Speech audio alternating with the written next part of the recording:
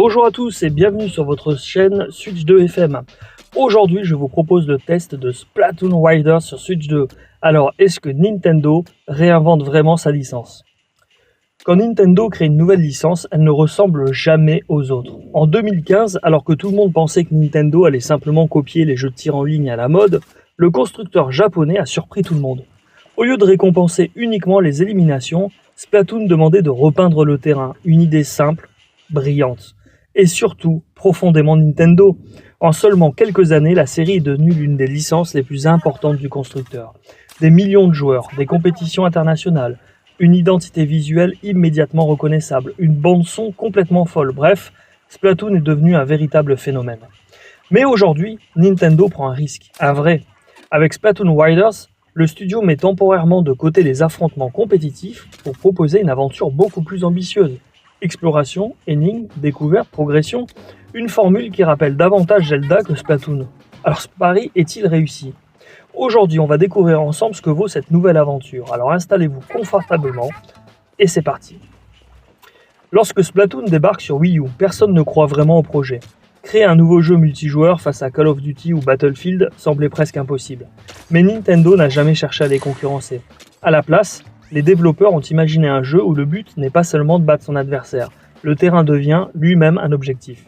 Chaque goutte d'encre compte, les déplacements utilisent cette même encre et les armes deviennent complètement délirantes. Rouleau, pinceau, saut, sniper, pistolet, tout est pensé pour créer des situations imprévisibles et surtout, un jeu immédiatement amusant.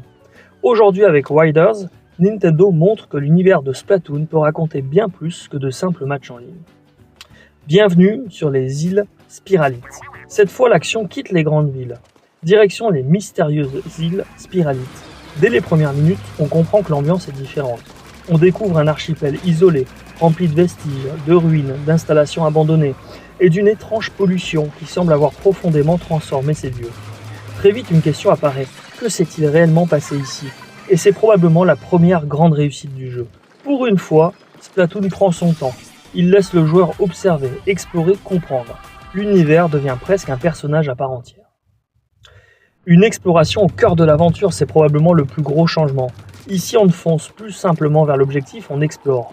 Les îles regorgent de passages secrets, de grottes, de plateformes cachées, de ressources, de collectibles et de nombreuses énigmes environnementales. Chaque détour récompense la curiosité. On aperçoit souvent un objet inaccessible, puis plusieurs heures plus tard, une nouvelle capacité permet enfin d'y accéder. Cette progression donne constamment envie de revenir sur d'anciennes zones. Nintendo maîtrise parfaitement ce type de construction. Les amateurs de Zelda retrouveront rapidement leurs repères, sans jamais avoir l'impression d'être face à une simple copie. Même si Riders change complètement de structure, le cœur de Splatoon reste intact. L'encre demeure l'élément central. Elle sert toujours à se déplacer rapidement, à grimper certains murs, à résoudre des énigmes, à activer des mécanismes, à découvrir des passages cachés. Toutes les mécaniques connues des épisodes multijoueurs trouvent ici une nouvelle utilité. Et c'est franchement intelligent. On ne se contente plus de repeindre le sol, on utilise réellement l'encre comme un outil d'exploration. Chaque nouvelle capacité enrichit progressivement le gameplay et renouvelle constamment les situations. Les combats sont plus stratégiques, les affrontements évoluent eux aussi, les ennemis sont plus variés, leur attaque demande davantage d'observation, il faut parfois utiliser l'environnement, changer d'approche, profiter de sa mobilité. Le jeu ne devient jamais particulièrement difficile, mais il oblige régulièrement le joueur à réfléchir. Les boss, eux, constituent de véritables moments forts. Leur mise en scène est spectaculaire, les mécaniques sont originales, et chacun apporte une idée différente. On retrouve cette philosophie typiquement Nintendo, facile à comprendre, mais suffisamment riche pour rester amusante jusqu'au bout.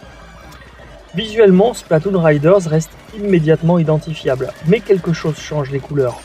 Contrairement aux épisodes précédents extrêmement vifs et saturés, Riders adopte une palette beaucoup plus douce, plus poussiéreuse, plus terne. Au premier regard, certains joueurs pourraient être déçus. Mais plus l'aventure avance, plus ce choix artistique prend du sens. Les îles que l'on explore semblent avoir subi une catastrophe. L'environnement paraît abîmé, presque pollué. La végétation peine à reprendre ses droits. Les bâtiments sont en ruine, les paysages racontent une histoire. Personnellement, j'y vois un véritable parti pris artistique. Le contraste entre ces décors fatigués et les éclats de couleurs apportés par notre encre fonctionne très bien. Et cela évite aussi de donner l'impression de simplement repeindre des îles tropicales paradisiaques sans véritable raison scénaristique. Ce choix pourra diviser, mais il donne une identité unique à cette aventure. S'il y a bien un domaine où Splatoon n'a jamais déçu, c'est sa musique. Depuis le premier épisode, Nintendo ose tout. Du rock, de l'électro, du punk, le tout chanté dans un langage totalement inventé. Et ça fonctionne incroyablement bien. Dans Riders, les nouvelles compositions accompagnent parfaitement l'aventure. Lors des phases d'exploration, les morceaux savent se montrer plus discrets et presque contemplatifs. Puis, dès que les combats commencent, le rythme s'accélère immédiatement. La musique participe énormément à l'ambiance générale. Impossible de ne pas taper du pied pendant certaines séquences. C'est encore une fois un énorme travail de Nintendo. Même si Riders est avant tout une aventure solo, Nintendo n'oublie jamais ce qui a rendu Splatoon aussi populaire, le multijoueur. Et il est bien présent. Il reste toujours aussi excellent, chaque déplacement compte, chaque seconde peut renverser une partie, chaque arme possède son rôle. Et surtout, tout le monde va contribuer à la victoire. Même sans réaliser énormément d'éliminations, c'est cette philosophie qui rend Splatoon aussi unique. La communication devient essentielle, la connaissance des cartes et des ennemis aussi. Et sur Switch 2, la fluidité rend les affrontements encore plus agréables. On sent immédiatement la précision des contrôles, les parties sont nerveuses, intenses et extrêmement satisfaisantes. L'une des grandes nouveautés de cette génération reste évidemment le game chat et honnêtement, Splatoon est peut-être l'un des jeux qui l'exploite le mieux.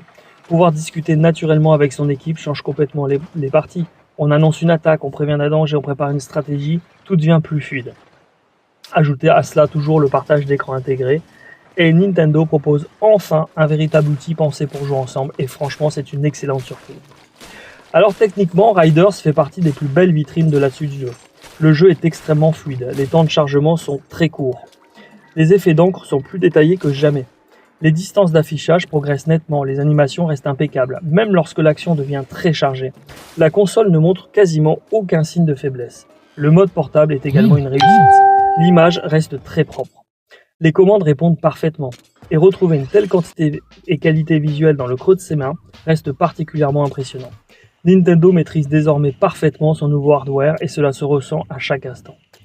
L'aventure principale vous demandera une quinzaine d'heures, mais comme souvent chez Nintendo, le véritable contenu se trouve dans l'exploration, les secrets, les collectibles, les défis, les améliorations, les missions annexes, les activités multijoueurs. Bref, les joueurs qui souhaitent tout terminer dépasseront facilement les 25 heures et avec les mises à jour que Nintendo va très probablement proposer dans les mois à venir, la durée de vie continuera sans doute de s'allonger. Alors il y a quelques défauts quand même. Certaines missions secondaires se ressemblent un peu. Quelques allers-retours auraient pu être évités. L'IA des ennemis manque parfois d'agressivité. Et les amateurs d'une histoire très développée resteront peut-être un peu sur leur faim. Enfin, le choix artistique plus terne pourra surprendre les joueurs qui adorent les couleurs éclatantes des précédents Splatoon. Personnellement, j'ai fini par apprécier cette ambiance plus mélancolique, mais je comprends parfaitement que certains préfèrent l'énergie visuelle des épisodes classiques. Le verdict. Avec Splatoon Riders, Nintendo prouve une nouvelle fois qu'il refuse de rester dans sa zone de confort. Il aurait été tellement simple de sortir un Splatoon 4 reprenant exactement la même formule. À la place, les développeurs prennent un risque, et ce risque est largement récompensé. L'exploration fonctionne, le gameplay évolue intelligemment, les combats restent excellents, le multijoueur est très bien réalisé, et le game chat apporte enfin une vraie dimension sociale grâce à ses interactions. Et techniquement, la Switch 2 est parfaitement exploitée. Tout n'est pas parfait, quelques missions manquent d'inspiration, le scénario aurait pu aller plus loin, mais honnêtement, on tient probablement l'une des plus belles surprises de cette nouvelle génération Nintendo. Ma note finale 16 sur 20. Splatoon Riders réussit un pari que beaucoup pensaient impossible, transformer une licence multijoueur culte en une véritable aventure d'exploration sans jamais perdre l'ADN qui a fait son succès. Un jeu original, rafraîchissant et ambitieux, qui montre que l'univers de Splatoon a encore énormément de choses à raconter.